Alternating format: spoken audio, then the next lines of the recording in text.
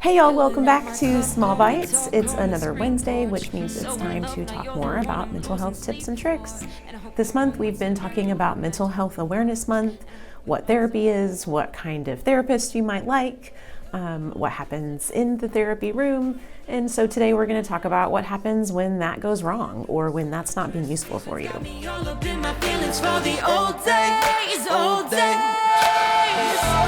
So you've done the brave work of starting the therapy process, whether that's in person or via telehealth. You've gone through the process of picking someone that you feel might be a good fit, and hopefully you've given it a few sessions to see how it plays out and how comfortable you may be in those sessions. And you may have found that it's time to break up with your therapist and find a new one. The first thing I want to say about that is totally okay. Not everyone's going to be a great fit. Remember, shoes are like therapists. No, the other way around. Therapists are like shoes. They may have looked like they would be a good fit, and then you tried them on and turns out you needed a bit more contour. Maybe you needed more room to move, or maybe you needed more restriction. So whatever that looks like for you, I think it's important to think about why that therapy session, that therapist's approach, whatever it is, why it's not working out, so that you can find a new therapist that does fit. So again, the first thing to think about is, why are you ready to break up? Is it the connection between your therapist? Are you talking about things that are superficial and you're ready to go deeper? Is it because you're uncomfortable? These are all things that I want to encourage you to talk to your therapist about. If you have enough of a working relationship where you feel like you could bring those things up to your therapist. You'd be surprised, most of us don't get our feelings hurt when we have someone tell us something that they don't like about our process, about the therapy work itself. In fact, we want to help you.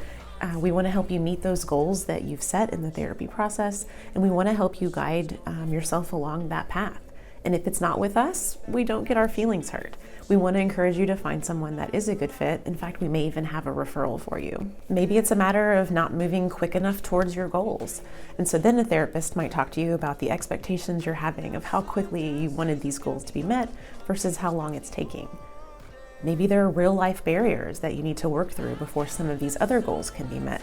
So maybe goals just need to be readjusted. So in an earlier video, we talked about the therapeutic alliance and how research has shown that how you connect with your therapist is going to be really important in terms of how quickly you complete your goals or how comfortable you are moving through things that are uncomfortable. And so finding that fit is going to be really important. And there are several reasons besides just fit or goals or different topics that you may want to work through. There are other reasons that you may want to leave therapy. One of those reasons may be that it's just too expensive, and that's legit. There may be other resources that you can find that'll help you on your path.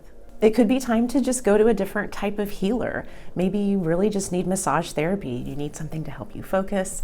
Maybe joining a yoga class or a book club, some sort of social group may actually be what you need rather than just therapy. The coolest part is when you get to graduate therapy. You've completed a goal that you've set in that process and working with your therapist, and it's time to maybe take a break before you come back. And maybe it's just summer and you're ready to get out of therapy and get out of a room and be outside.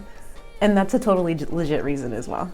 Before I give you some specific tips on how to break up with your therapist, I want to totally empower you to look at your own life as something that you get to own. You've been working with this therapist for a bit and they've started to connect with you and understand a bit about your life, but they don't live your life for you. You're the one that knows really what's best for you and what's going to be a good fit. So one option for breaking up with a therapist is just legit to ghost them. Just don't make another appointment. I will say it's nice to give heads up for cancellations so that other people can get those spots on that therapist schedule, but you are totally allowed to just cancel an appointment and not give an explanation. Another option would be to give them a heads up or shoot them an email and let them know, hey, I'm about ready to wrap up therapy. Can we just do 1 or 2 final sessions? In those final sessions, a therapist is really going to be able to help reflect back to you, like that mirror that we talked about earlier. Really reflect back to you your strengths, what you've learned in therapy, some of the goals that you've completed that you may not realize that you've completed. They may be able to step back and give you an idea of how they see you and those strengths that you can carry with you after the therapy process. So basically, a therapist is going to be able to give you measurable, objective feedback in terms of how they've experienced you in the therapy session. And most therapists are open to feedback that you may have about them. Things that have worked for you, things that haven't worked for you. And that final session really gives us a chance to say goodbye. So often in life, we don't get a chance to disconnect from people in a healthy way. Relationships usually are cut off pretty quickly. And again, you're allowed to ghost them, but you may find that it's really meaningful to kind of wrap up that final session, maybe even consider it a graduation celebration, some sort of way to kind of honor the progress that you've made.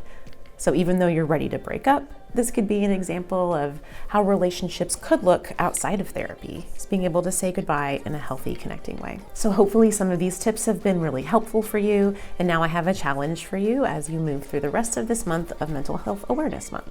So my challenge for you this week is to think about endings.